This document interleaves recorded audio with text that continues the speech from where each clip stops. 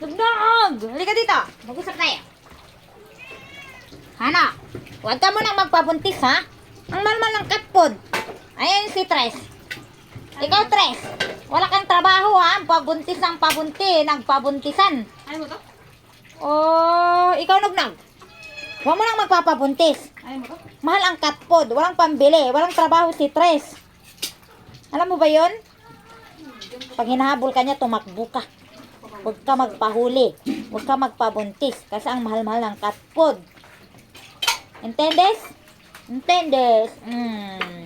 Magtago ka dun sa kwarto. Takbo ka dun para hindi ka niya mahabol, ha? Hindi pa pananaanon itong mga ano dito, boys natin. Hindi pa nakapon. Hindi pa nakapon ang mga boys, eh, no? Ay, kung bait-bait ng nugnog ko ngayon, oh. Ang bait ng nugnog, oh. Si Nugnog! Ay, nahabol na naman ni Tres. Ayaw niya na sila, ano?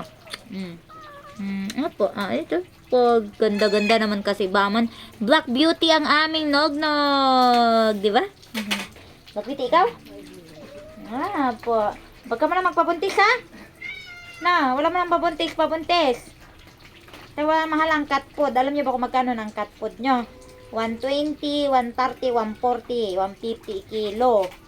Oh, mas mahal pa yung kilo ng pagkain nyo kaysa pagkain namin. Alam mo ba yon? Hindi mo alam, syempre. Hindi ka bumibili. Oo, alam mo. Baba na. Wala magpapabuntis, ha? Magpapabuntis mo na.